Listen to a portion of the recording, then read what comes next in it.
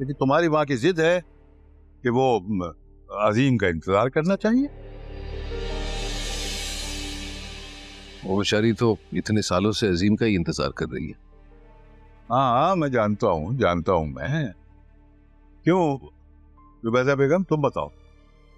तुम्हारे अब्बा ने और मैंने ये फैसला किया है, तुम्हारे फुप्पा के जो भाई हैं सलीम, उनसे हुसन आरा का निकाह कर दिया जाए।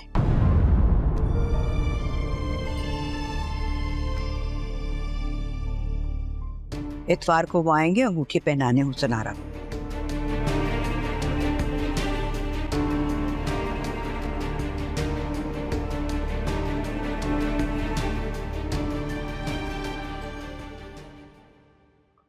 लेकिन अम्मा भी, उनकी तो दोनों बीवियां मर चुकी हैं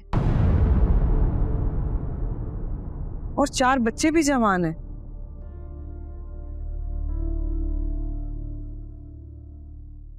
देखिए, बज़ाहिर तो बहुत अजीब सा रिश्ता है, कुछ समझ नहीं आ रहा, लेकिन अगर दूसरे अंदाज से देखा जाए तो खाता पीता आदमी है, कारोबार भी अच्छा है और नाजुबाद में 2 घर हैं जो किराए पे दिए हैं। मेरे ख्याल है 2-2.5 लाख रुपया किराया तो वहीं से आता है। साबिर भाई, वो बात तो दुरुस्त है, लेकिन साथ साथ ये बात भी तो सोचनी चाहिए कि वो, मेरा मतलब है, हुसन आरा से कम 12-15 साल बड़ा है।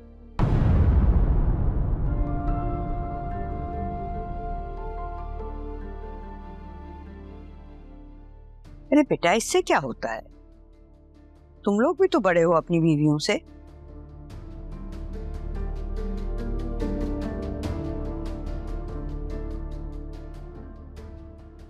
हुसन आरा,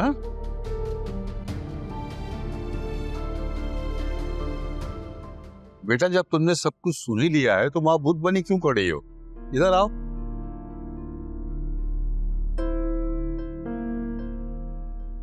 देखो बेटा, अब तुमने सब कुछ सुन ही लिया है ना, तो तैयारी शुरू कर दो।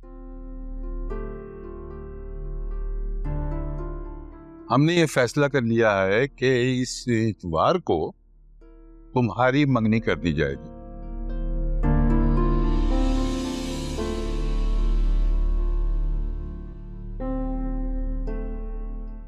और जुमे को तुम्हें रुखसत कर दिया जाएगा। तुम इंशाल्लाह अपने घर की हो जाओगी। अगर मैं आप लोगों पर बोझ बन गई हूँ तो मैं चली जाऊंगी यहाँ से, किसी यतीम खाने में जाकर रह लूंगी, लेकिन किसी रनवे या 4 बच्चों के बाप से शादी नहीं करूंगी मैं।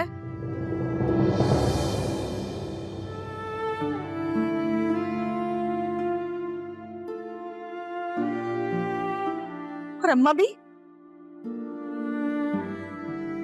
इतने साल आपने अपनी जिद और अपने बेटे के इंतजार में गुजार दिए।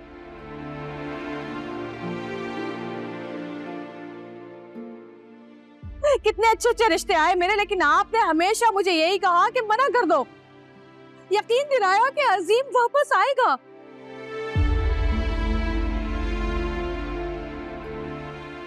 और आज